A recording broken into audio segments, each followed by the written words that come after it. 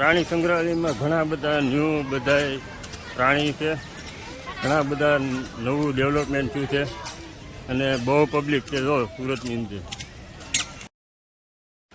મિત્રો આપણે વાત કરવાના છીએ એક આ વિડીયોની વિશે. જો તમે જોઈ રહ્યા છો કે સારા અનુભવ તો બધાય શેર કરે, વાત કરે, પણ આપણે આની અંદર જે અનુભવ ખાટા અને કડવા અનુભવ એટલે કે ખરાબ અનુભવ થયો છે તેની પણ વાત કરીએ, સારા અનુભવની વાત કરીએ અને આજના સમયમાં કેટલું આમાં પરિવર્તન આવ્યું છે, કેટલું નવું ડેવલપમેન્ટ થયું છે, ટોટલી માહિતી સાથે તમને આ વિડીયોની અંદર અમે બતાવવાના છીએ. પણ તમે વાત કરવા પહેલાં તમે આ વિડીયો નિહાળો તો અમે તમને એની વિશે કહીએ.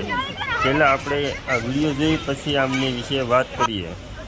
અત્યારે અમે આવ્યા હતા સુરતના પ્રાણી સંગ્રહાલય, ચિડિયાઘર કહેવાય, પ્રાણી સંગ્રહાલય કહેવાય અને ઝૂ પણ કહેવાય, ઇંગ્લિશમાં ઝૂ કહેવાય.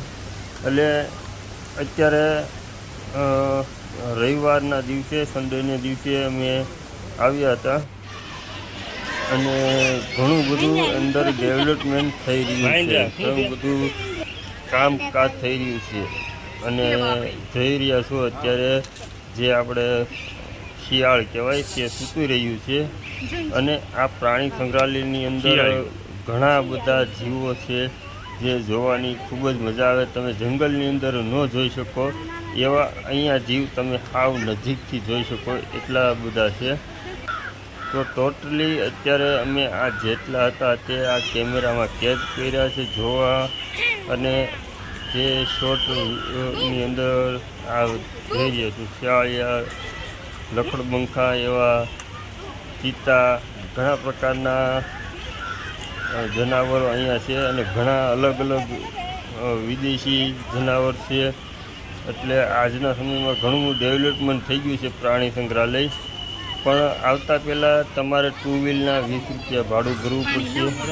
જે અને બીજા નંબરની અંદર 2 વ્હીલવાળા પણ તમારી પાસે છૂટા માંગશે. બીજા નંબરની અંદર તમે ટિકિટ બારીએ જાઓ તો ટિકિટ બારીએ છૂટા પૈસા માંગશે. નહીં આપો તો તમને ટિકિટ નહીં આપે.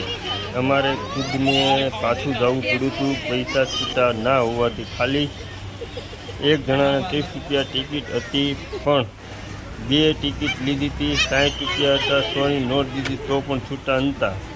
અને 70 રૂપિયા 50ની નોટ ને 20ની નોટ દીધી તોય પણ એની પાસે છૂટા નહોતા. એટલે પ્રાણી સંગ્રહાલયની આ થોડીક બેદરકારી કહેવાય અને થોડીક દાદાગીરી કહી હતી તો દાદાગીરી પણ કહી શકાય.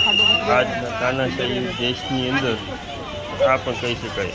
અત્યારે સફેદ ટાઈગર જે તમે જોઈ રહ્યા છો એકદમ વ્હાઇટ કલરનો ટાઈગર છે અને આ ટાઈગર આજથી ઘણા સમય પહેલાં પણ હતો અને આજે પણ છે. જેટલા પણ પ્રાણી સંગ્રહાલયની અંદર જનાવર છે બધા જનાવર બીમાર હાલત હોય તેવી રીતના જીવન જીવી રહ્યા હોય એવું લાગી રહ્યું છે મને. અને ખૂબ જ નબળા જનાવર છે અને એમ લાગે કે ઓછા જનાવર છે. કામકાજ ચાલુ હોય એના કારણે પણ લાગી શકે કે ઓછા છે. જનાવરમાં આકર્ષક હતો તો એક વ્હાઇટ ટાઈગર અને એક આ પટાવાળો ટાઈગર, 2 અને ચિત્તા હતા. 3 વસ્તુ મેન છે. બાકી તો હિપોપોટેમસની બધું પાણીમાં હતા. જનાવર જે તમે જોવા જાઓ ને એ બધા ઝાઝા ભાગ્યે પાંજરા પાસે જ જોવા મળ્યા હતા, બહુ દૂર દૂર હતા. એટલે બહુ ખાસ કાંઈ જોવાની મજા ન આવી. પણ જે એક આ ટાઈગર જોયો ને, ટાઈગરમાં ખૂબ સરસ મજા આવી જોવાની નજીકથી અને બહાર પણ આટા મારતો હતો. બાકી ઘણા પક્ષીઓ જે આજથી અમે 5 વર્ષ 10 વર્ષ પહેલાં આવ્યા હતા એવામાં ઘણા પક્ષીઓ પ્રાણીઓ નથી. એમાં બહુ ઓછા છે. ઓછા એટલે ઘણું છે જ નહીં એમ કે તે હાલે. 70% 60% જેટલું ઘટાડી નાખ્યું છે. ખાલી ભાલુ, દીપડો એવા મેન અમુક રાખ્યા છે. બાકી અમુક પાંજરાની અંદર તો એક પાંજરું અમે જોઈએ જેમની અંદર આખા પાંજરામાં એક જ પોપટ હતો. અમુક એવા પણ પાંજરા છે જેમાં કોઈ જનાવર કે પ્રાણી પક્ષી છે જ નહીં. એટલે ઘણામાં છે ને ઘણામાં નથી, અને છે એ ઘણા બહુ જૂના છે, બહુ વર્ષો જૂના આ પ્રાણી સંગ્રહાલયમાં રહ્યા છે. અને ખૂબ એક માનો ને કે ખાધા પીધા વગરના જેમ જીવન જીવતા હોય એને એવી રીતના એનું વર્તન અમને જોવા મળ્યું છે. ભૂખા તરસ્યા હોય એવી રીતના. અને પાણી અંદર બહારથી કોઈ ન લેતા પાણી જે પીવાનું આવે છે તે અંદર જ મળી રહે છે. અંદર ઠેક પાણીના નાના નાના પરબ હોય છે. આ એક છે પાણી થોડુંક એટલું બધું જે બિસ્લેરી આવે છે તે ટાઈપ હોતું નથી, નોર્મલ સાદું પાણી આવે છે. મશીન મૂકેલું છે ઠંડા પાણીનું, પણ મશીન ખાલી ચાલુ રહી છે પણ કામ કરતું નથી, ઠંડુ પાણી થતું નથી. એટલે અમને તો એમ હતું મશીન છે ઠંડુ પાણી લે, પણ ઠંડુ નહોતું, સાદું પાણી આવે છે. ફિલ્ટર એટલું બધું છે નહીં. પણ અત્યારે કહેવાય ને આધુનિક યુગની અંદર બધાને પૈસા કમાવા મેન અત્યારે તો આ ઘડિયાળ મગર છે.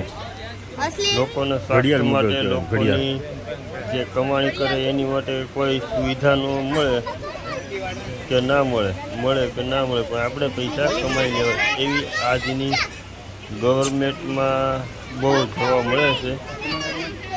કે પ્રાઇવેટ હોય કે સરકારી હોય કે આમ આદમી હોય કે જે પણ હોય, બધાને નાના વર્ગથી માંડી મોટા સુધી બધાને પૈસા કમાવાની એક લાલચા ઉપડી છે. અને એકાબીજાને જે કાંઈ પછી અસંતુષ્ટ કરે, કોઈ સુવિધા નહીં, લૂંટી લેવા, ફસાઈ દેવા એવી જ પ્રવૃત્તિ આજકાલ ચાલી રહી છે. અમને અહીંયા ખૂબ જ મજા આવી. અને તમારી સમક્ષ આ જે વિડીયો છે તે પ્રાણી સંગ્રહાલય રવિવારનો છે, જે હમણાં રવિવાર ગયો તે રવિવારનો છે. ઘણા પક્ષીઓ ઓછા હતા, જે પાંજરા ઘણા ખાલી હતા, અને જે પક્ષીઓ હતા તે ખૂબ જ એક બહુ ઉંમરલાયક હોય, બીમાર હોય અને ભૂખા તરસ્યા હોય, પરાયણનું થતું હોય એવી ટાઈપ અમને વર્તન એ જોવા મળ્યું. લોકો આવ્યા હતા જોવા, પણ ઘણા અસંતુષ્ટ પણ રહ્યા, અને જે પહેલી વખત હતા એને મજા પણ આવી, કેમ કે એ પહેલી વખત જોયા હોય નજીકથી એટલે. અને આ વિડીયો જોતા તમે બધી શેર કરી દઈએ, લાઈક કરી દઈએ, સબસ્ક્રાઈબ કરી દઈએ ન હોય તો, જેથી કરીને બધાને ખ્યાલ આવે, પ્રાણી સંગ્રહાલય આવે તે માટે પહેલાં મારો વિડીયો જુઓ તો તમને ખ્યાલ આવશે પ્રાણી સંગ્રહાલયના કઈ ટાઈપ જનાવર છે, અને જવું ન જવું, કઈ સુવિધા છે નથી, તે આ વિડીયોની અંદર બધું સ્ટેપ બાય સ્ટેપ હું આવે એટલું બતાવી રહ્યો છું. આની અંદર બહુ ફરીને આવવાનું રહે છે, અને ઘણું કામકાજ ચાલુ છે. પણ એક થઈ કે પૈસા છૂટા લઈને આવજો, નકર ટિકિટ નહીં દે, કેમ કે અમારે ખુદને પૈસા છૂટા હતા એટલે પાછું રિટર્ન જવું પડ્યું હતું. એટલે આ લોકોને શું છે, છૂટા પૈસા ભેગા કરીને કોને ખબર ડબલમાં વેચતા હોય કે જે કંઈ કરતા હોય, પૈસા છૂટા લઈ લે છે પણ કોઈને આશા છે નહીં. અને બતકા જો આ બતકા જે છે પબ્લિક ખવડાવે છે. બતકને કોઈ દિવસ વોલાને કે કોઈ પ્રાણી પક્ષીને તમે કોઈ પણ વસ્તુ દો તો તેનો ગુનો લાગુ પડે છે. જે તમે ત્યાં જોઈ શકો છો બધા ખવડાવે છે, પણ એ ખવડાવવામાં ગુનો લાગુ પડે છે, જેથી એની કોઈ બહારની ચીજ વસ્તુથી એનું સ્વાસ્થ્ય બગડી શકે છે, બીમાર થઈ શકે છે. તો એનો ખોરાક છે ને, અને તમે એમને ખવડાવો છો. ખૂબ જ સરસ મજાનો ફુવારો પણ અમે દર્શકો જોયું, મસ્ત મજાનું આનંદ આવ્યો. લીલુંછમ આખું અઘોર વન હોય એ ટાઈપનું આખું માહોલ છે, અને ખૂબ વિશાળ જગ્યાની અંદર આ પ્રાણી સંગ્રહાલય છે.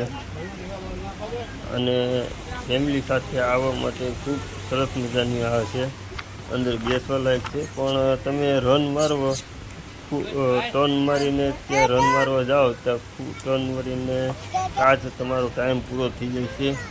એટલું મોટું છે, પણ બેસવાનું એમ ટાઈમ તો નહીં હોય, પણ જોવાની મજા આવે. બહુ સફેદ હરણ છે કે પછી લીલ કે પછી ઢોરડા છે એવું ઓછું છે જ ને. આમ કે હાલે જંગલી ગાય છે, ઘણો જનાવર નથી જે પહેલાં મેં જોયું હતી. આજના સમયમાં અત્યારે તમને જે દેખાડ્યું એ છે પ્રાણી સંગ્રહાલય, ચિડિયાઘર. આવો તો ખૂબ સરસ મજાનું છે, ફેમિલી સાથે આવજો, એન્જોય કરજો, નાસ્તા પાણી સાથે લેતા જજો અને ત્યાંથી કોઈ વસ્તુ લેતા નહીં, કેમ કે ત્યાં બહાર ફેરિયા ખૂબ જ ખરાબ રીતની વસ્તુઓ વેચાય છે જે સ્વાસ્થ્ય માટે ખરાબ હોય છે અને પરાયણે ફુગા અને વસ્તુ બધી